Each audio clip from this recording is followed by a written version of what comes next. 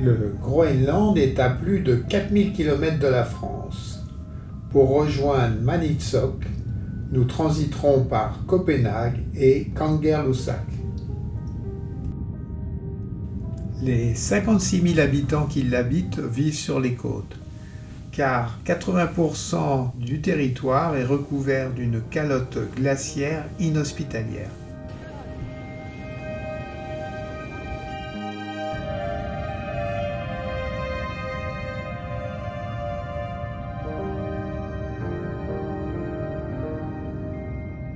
Notre bimoteur nous permet d'admirer cet univers glacé.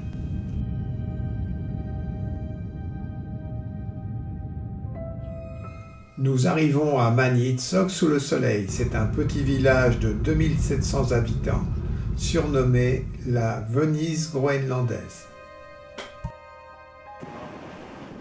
Après une bonne nuit sur le bateau, nous appareillons pour découvrir les vastes et profonds fjords du Sud-Groenland.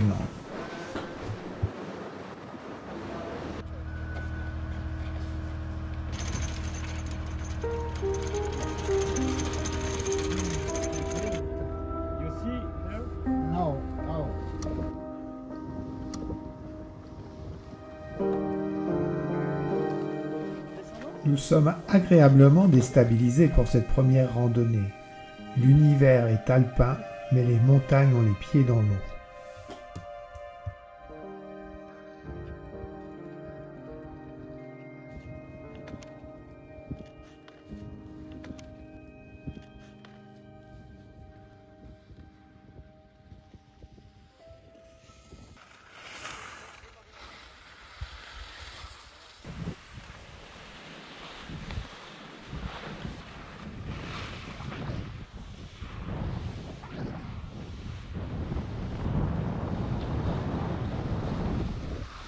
Les conditions sont excellentes.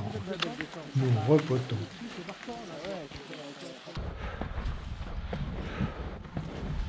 La vue du col est époustouflante. Les guides nous invitent à la prudence. La pente est raide et les premiers virages se font sur une neige glacée.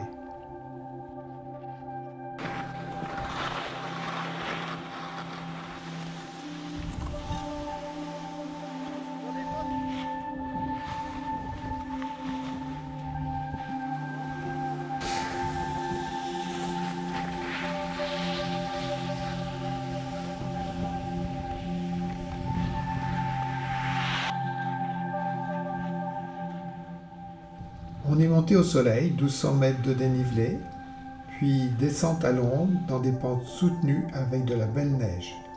Le bateau nous a récupérés dans le fjord opposé.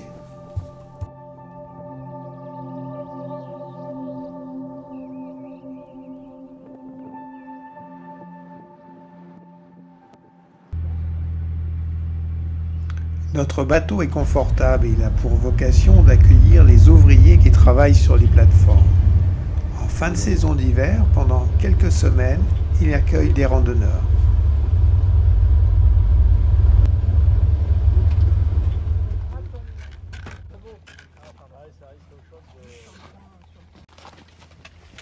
Ici, nous sommes au niveau de la mer et nous avons le même univers glaciaire qu'à 4000 mètres dans les Alpes.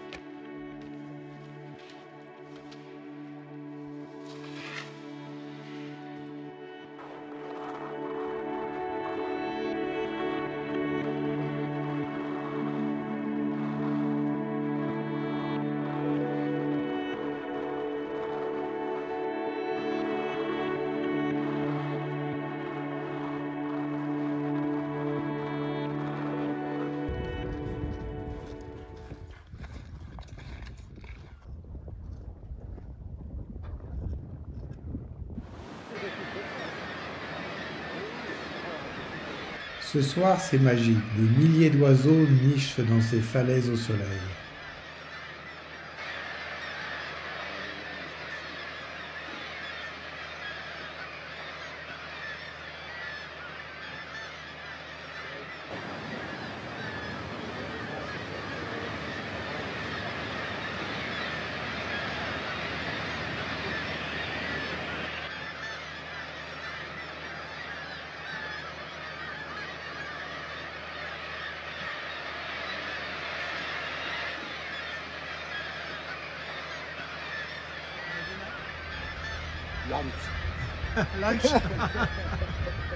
Notre cuisinier pêche la morue pour notre repas du soir.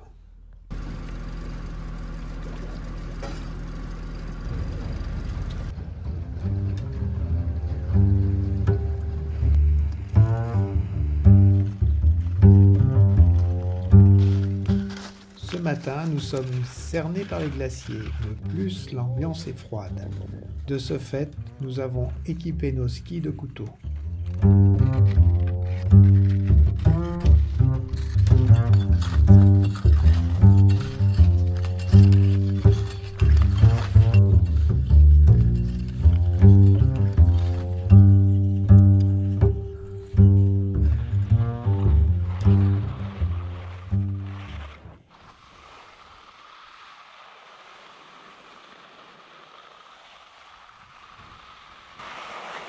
Descente sur une neige un peu dure face à un glacier tourmenté.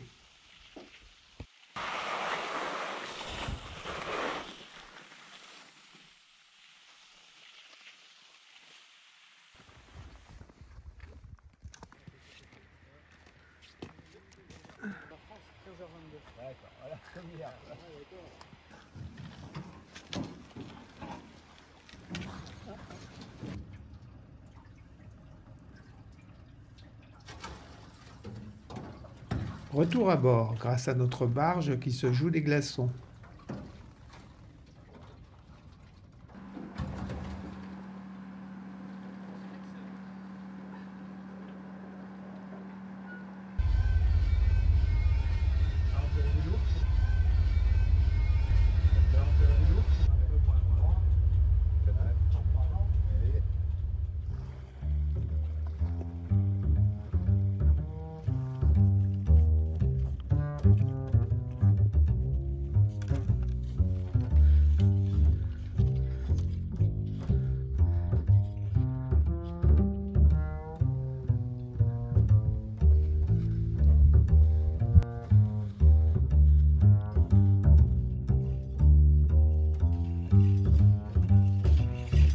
L'ambiance s'est réchauffée et c'est bien agréable pour grimper en sécurité dans cette pente raide.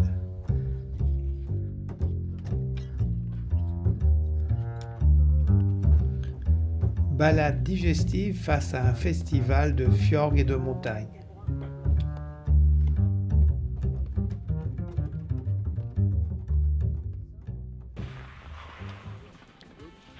Le groupe est composé de bons skieurs et on se régale.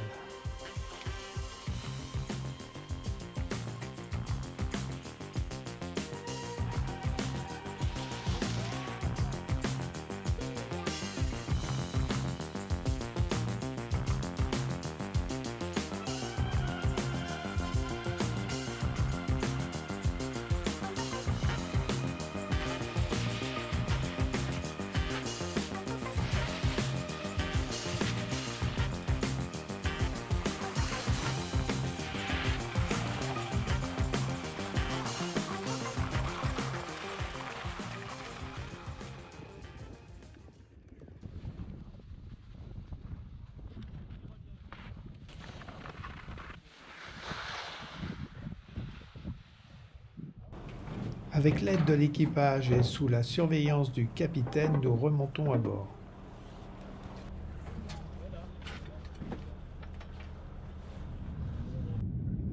Revenus à bord, nous naviguons et nous pénétrons plus profondément dans le fjord.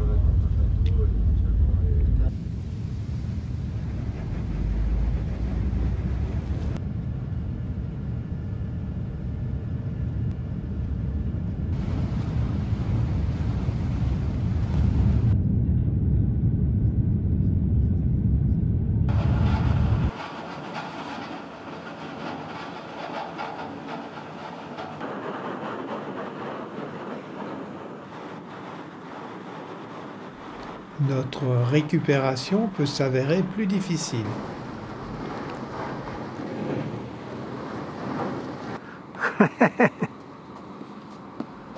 La glace n'est pas un problème pour notre équipage groenlandais. Ils vivent dans ces conditions difficiles depuis des générations. Par contre, on est très prudent avec nos skis sur ces plaques de glace instables.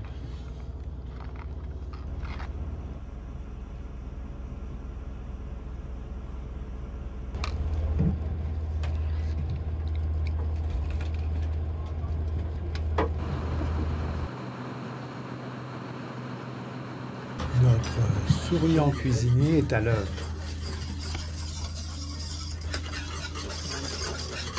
Ça se vend plutôt bien. Oui, tiens, il y a un client qui arrive là. La bière coule à flot pour notre dernière soirée sur le bateau.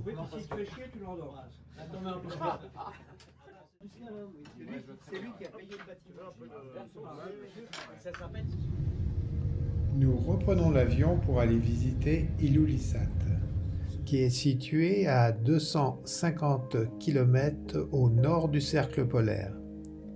Au Groenland, on ne peut circuler qu'en avion ou par bateau. Les Inuits étaient un peuple chasseur-pêcheur. Avec le réchauffement climatique, la pêche a pris le dessus. À Ilulissat, il y a plus de 800 petites embarcations. On ne chasse plus le phoque pour sa fourrure, mais pour sa chair qui est prisée par les Groenlandais.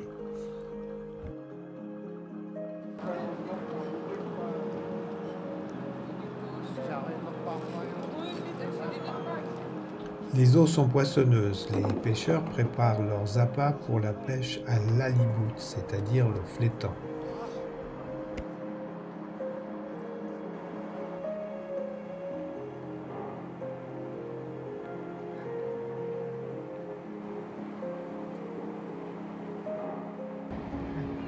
It is halibut? Is it halibut? No.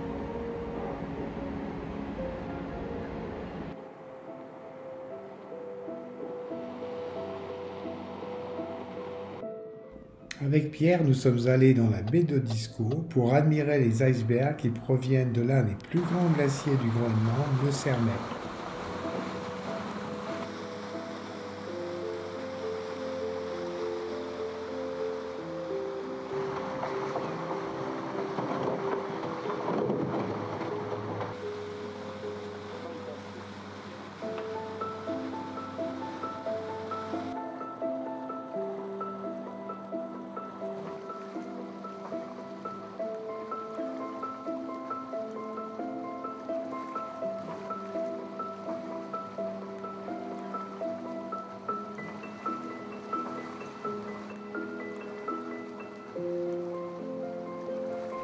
Nous croisons de petits bateaux de pêche qui se faufilent dans un labyrinthe de glace.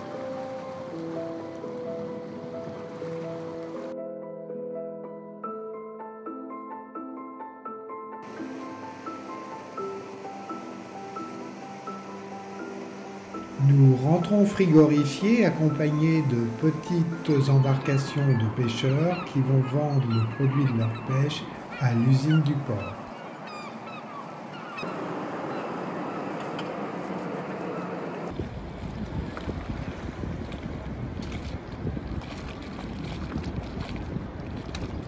Les eaux de la baie de Disco sont très poissonneuses.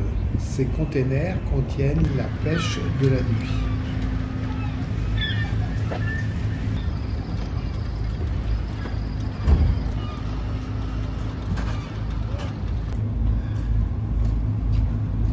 Après presque 15 jours de beau temps, notre voyage se termine sous la pluie.